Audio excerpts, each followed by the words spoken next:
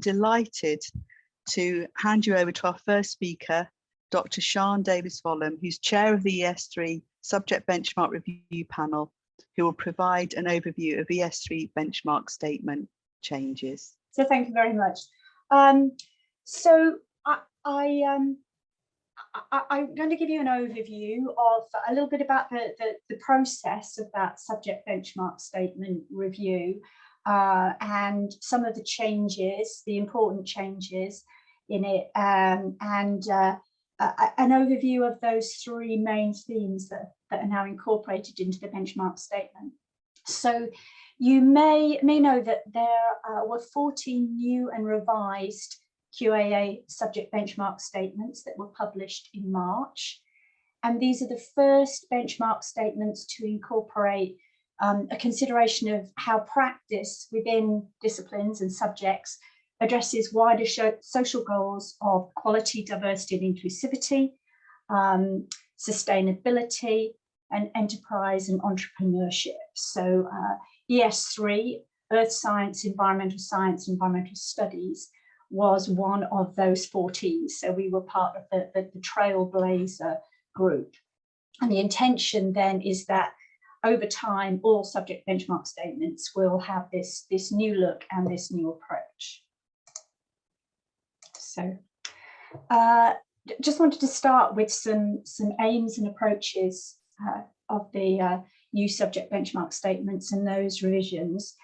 Key and the focus really of the meeting today is that embedding of sustainability, employability and equality, diversity and inclusivity throughout the subject benchmark statements. So if you've looked at the subject benchmark statement, you will see that there are vision statements around these three themes, but it was also very important for QAA that the three themes were woven throughout the subject benchmark statement.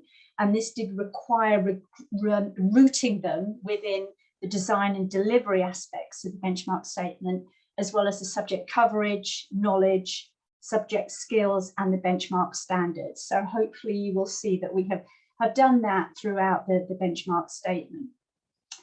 QAA did allow us to take a subject-led approach. So there was some formalization of the template, and there was some key guidance on how the benchmark statement should look and what they could contain. But we were able to really think about how to create a benchmark statement that was right for ES3 to maximize its application and to contextualize it within the subject area.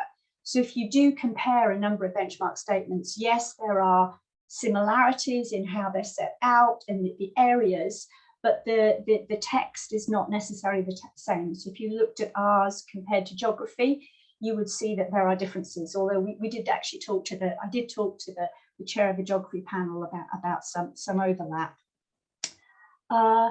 It was also very important that we ensured the longevity of the subject benchmark statement.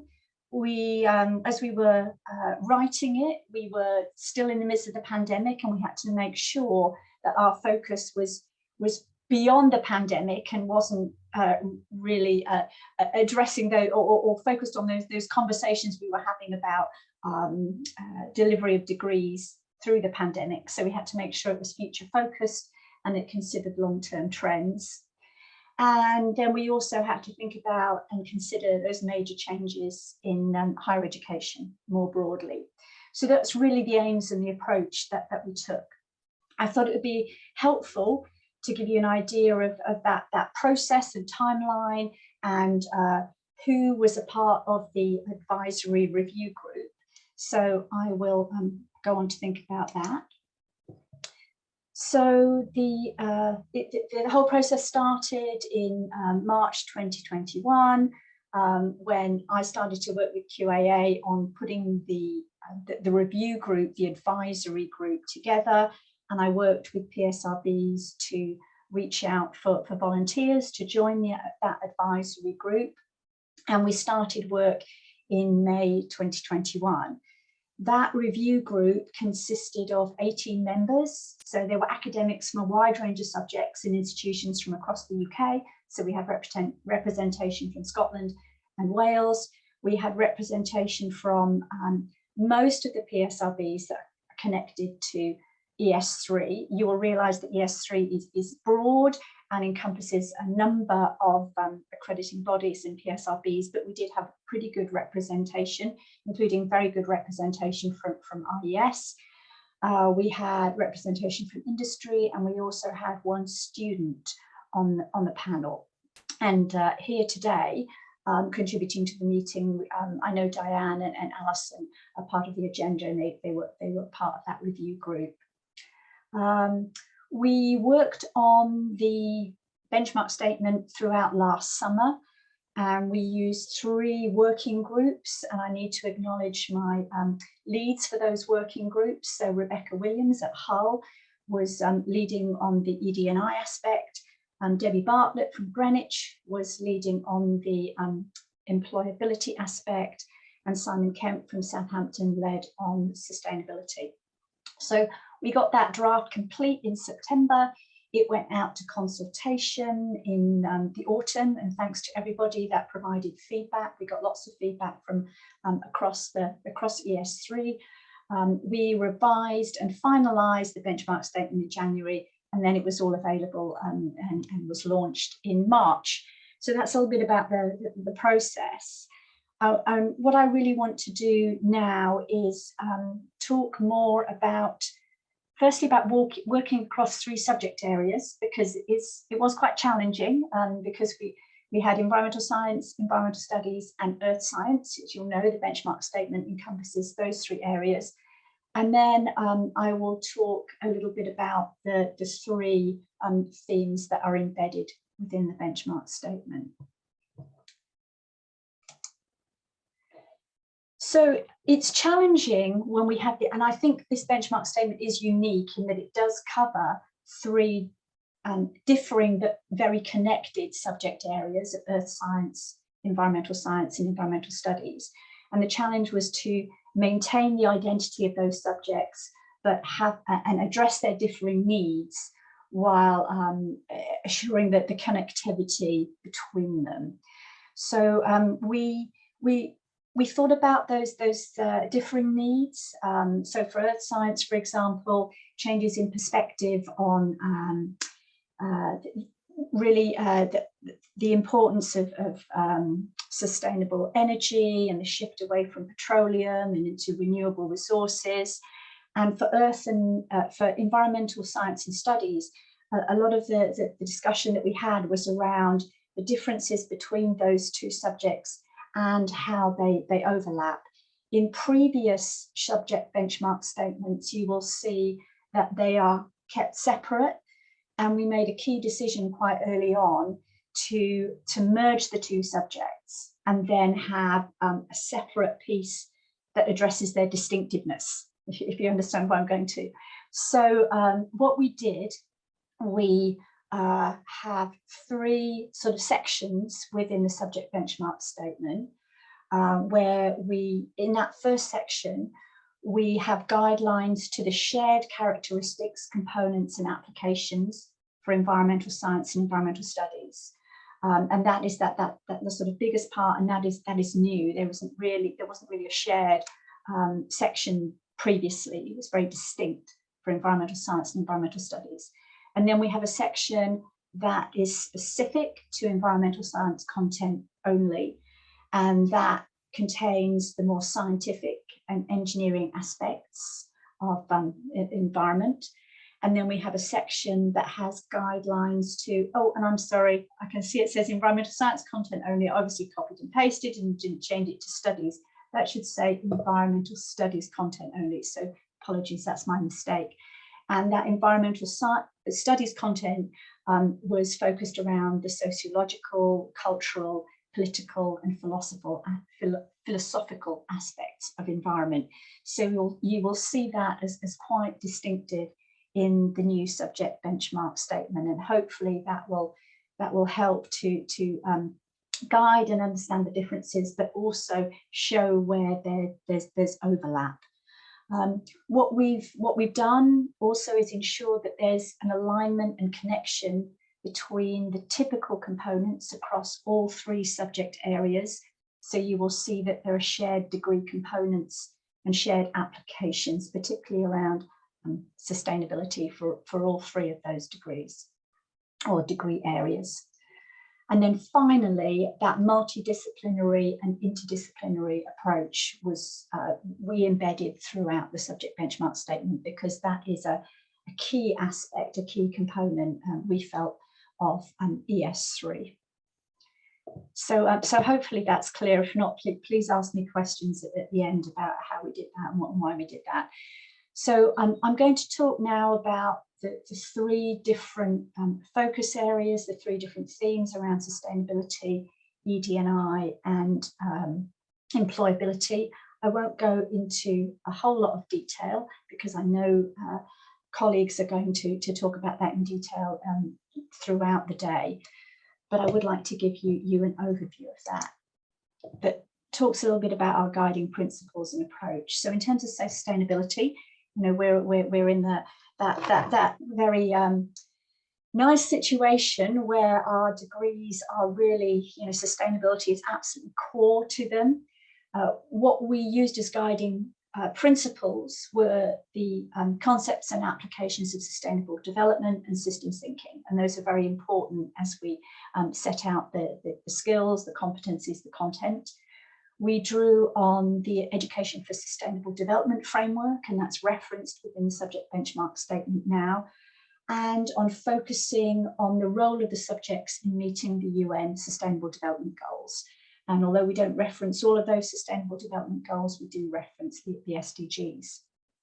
We were very fortunate in that the QAA Advanced HE Education for Sustainable Development Guidance was published just prior to the revision of the benchmark statement.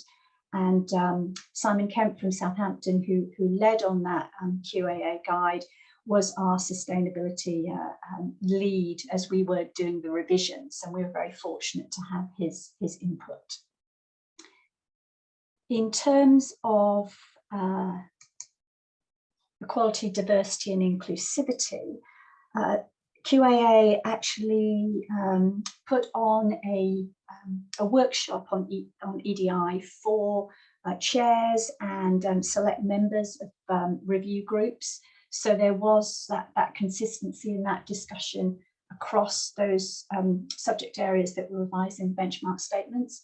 And from that were developed guiding principles. So particularly that creation of inclusive learning communities, and then that sense of belonging and engagement, and that awareness and understanding of ED&I to enable the interactivity and self-reflection. So those are the guiding principles that drove the EDI within developing the EDI within the benchmark statement. Within ES3, our specific considerations and our discussion was around recruitment and the sector demographics, and particularly that lack of diversity across ES3 subjects. So we had lots of thought and discussion about that.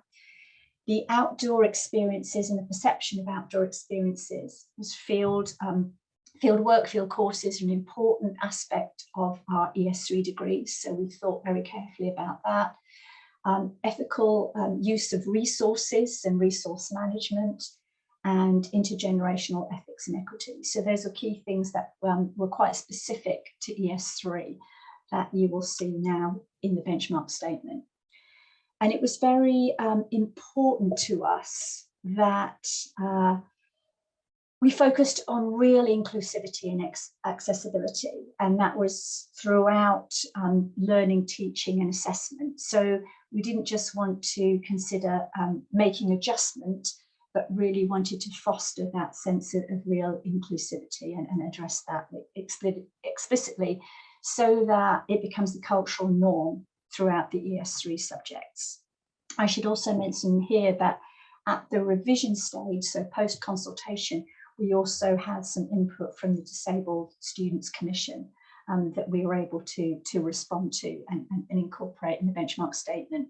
Although I think benchmark statements that are currently being revised will have more input from the Disabled Students Commission. So that might be a slight difference between that first tranche that have been revised and the ones that are coming through.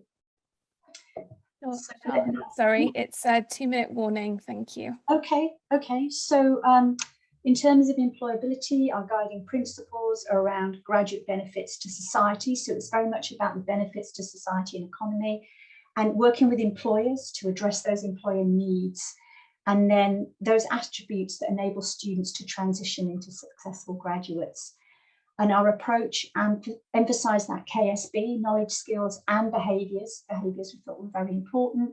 And we addressed entrepreneurism, which can be challenging maybe in our subject area, in that context of personal development and professional development.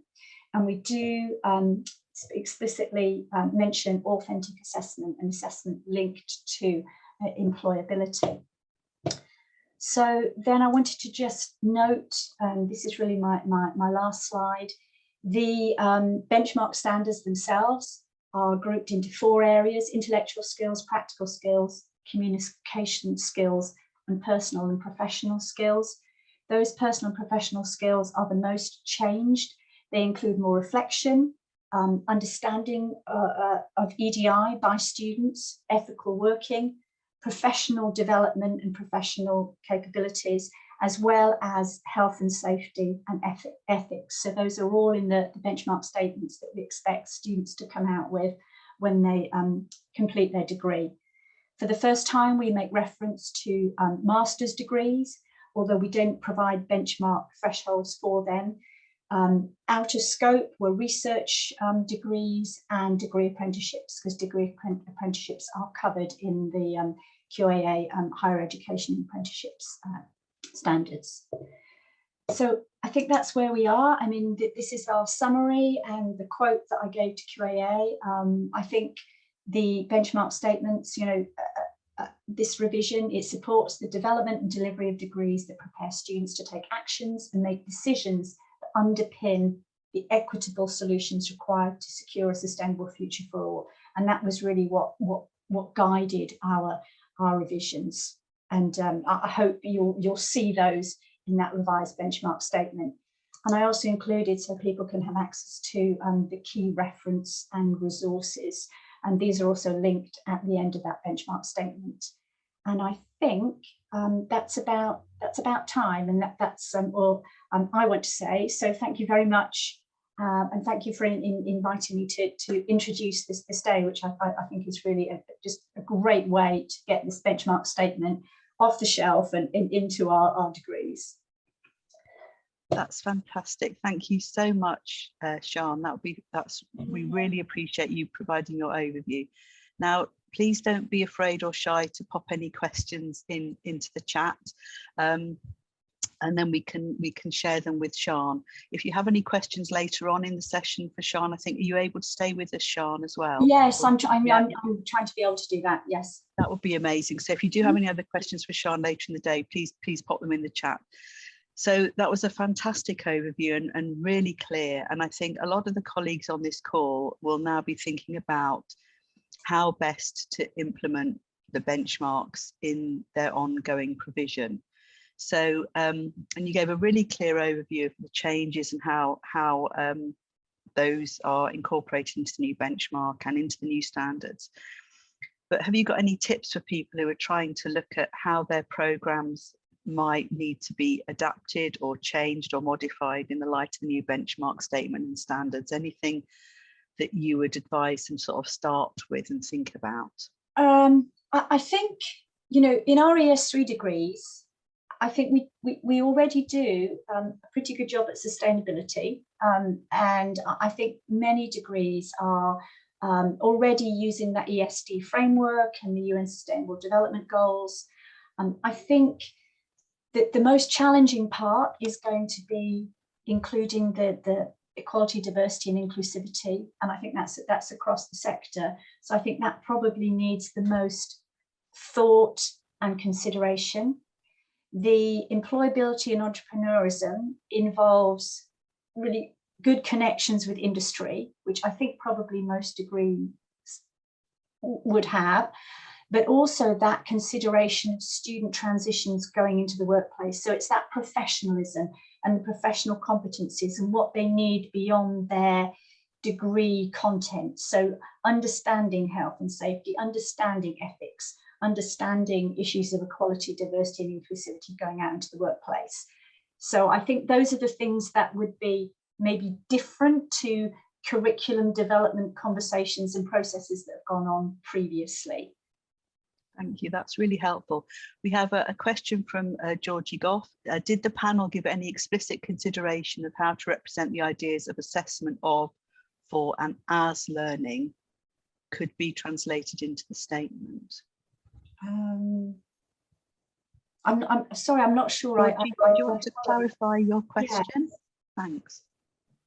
Yeah, so this comes explicitly from the ESD guidance, Sian, and in it, I mean, I don't know whether Simon brought this to the panel discussions, but in it there is this idea that assessment should not just be of what students have learned, so it's not just about the factual testing of their knowledge, but the idea that we use assessment processes to help them to learn, and also particularly around sort of competence development, so in the types of assessment that we set. So I don't know whether that was it's to me, and I was on the panel with Liz and Simon, it's something that we felt was important, but as I'll say in a minute, I think the translation of that into both guidance in benchmark statements and into practice is possibly challenging for some people. And I just wondered whether this panel had thought about that explicitly at all. So we did think about that, and there is a brief piece about assessment and about assessment authenticity, which I think is one of the things that you're asking about. And we do have a list of examples that includes things like live briefs with employers, and we thought about whether we should include examinations within that list of assessments, and we actually took that out because we felt it was important to emphasize those more practical approaches. Does that answer your question? I mean, we do make reference to the ESD. We couldn't do much in terms of description and aligning it. We just had to say refer to ESD or refer to the QAA sustainability document, because we did have to be brief. It would have been very easy to make double the size of the benchmark statement, so we had to make use of what was already published. That's great, thank you, Sian. Well, if you have any further questions for Sian, please pop them in the chat, and Sian, if you could answer them during the day, that would be fantastic. My pleasure, thank you. And thank you so much for joining us today. Really appreciate it.